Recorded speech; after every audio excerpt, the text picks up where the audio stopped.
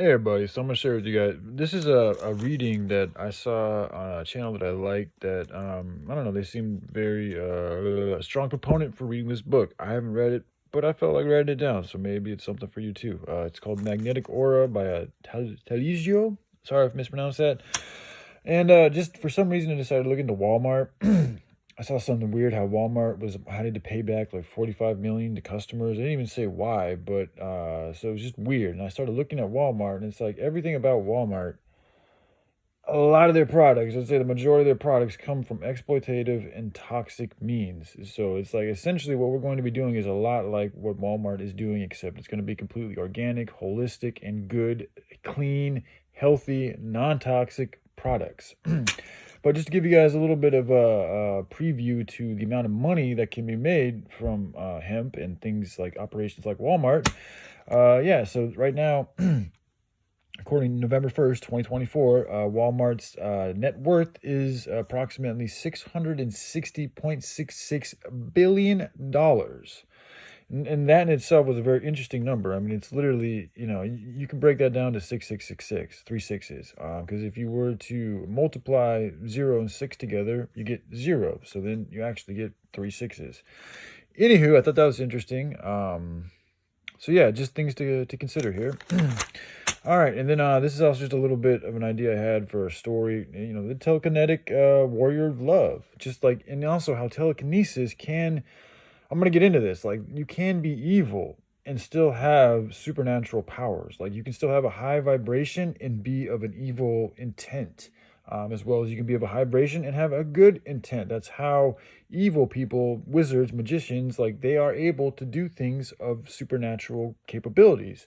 And that's because energy can be mutated both good or bad. It's that's not like...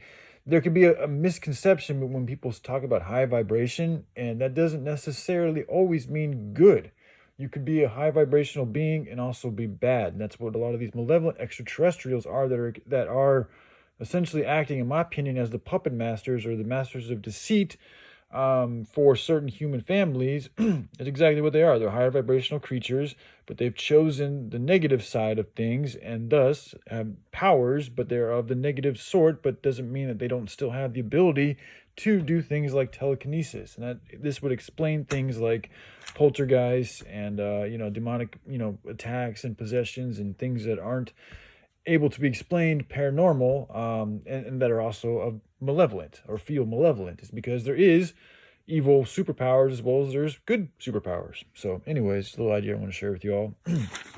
And then also, yeah, like a question that, so apparently there's been, let me just read this. Okay, so the information was from a search, or no, it was from a Cura, I think, but anyway, let me just read it for you. So this information was, from George Bernhardt, right there. Yeah, he's a formal, retired military police officer. And this was written a year ago. And he shared the following: 3 known presidents of Skull and Bones. There have been 3 known presidents of the Order of Skull and Bones. There have been and still are at least 16 presidents present members of the 16 presidents there were in America's history. 16 of our presidents have been a part of Skull and Bones, I'm pretty sure, or a secret society. I'm not sure if it was Skull or Bones or just a different secret society, but a large number of the people that have led our country have been associated with secret societies. And the question I propose is this: should we allow peeps with ties to secret societies to have positions of power-influence in our publicly paid for government that is for the people, by the people? That's the question. If you want to run for public office, is it okay to be also involved in secret services and societies? Because the reason why I bring this question is, it's rather obvious, is if you are a member of these societies, don't you think it has there's a conflict of interest? Like, those societies could manipulate that individual to manipulate his position of office and power a particular way, but that might not come from that person. It might come from his ties. This is why, like, having complete transparency is the only way to go if we're going to try to fight corruption, because that's how things get corrupted. Is people pay money, people have ties, people are blacklisted, people have secret oaths that they can't break. And it's like, okay, if you guys are going to do that, go ahead and do it, but that I think that they shouldn't be allowed to be in a public office. If they're going to continue to be active members of these societies and these things, then they shouldn't be in office. Or if they are going to be in office, I mean, that's why I just think transparency is the best way. Instead of doing all these weird regulations and all this shit, let's just have it be completely transparent. And that way, the public at least knows that they're getting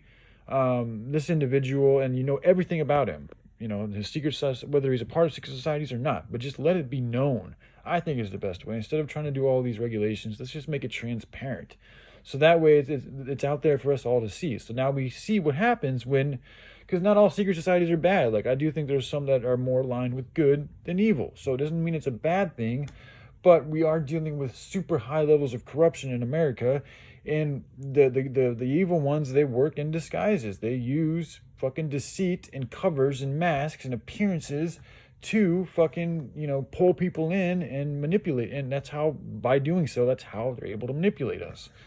So it's a huge issue. And to me, having transparency is the best way to solve it without taking away a ton of different rights and laws and regulations and this and that. So, because I don't like that. I like things to be as unregulated as possible, but I also want to make sure things stay as harmonious for all as possible.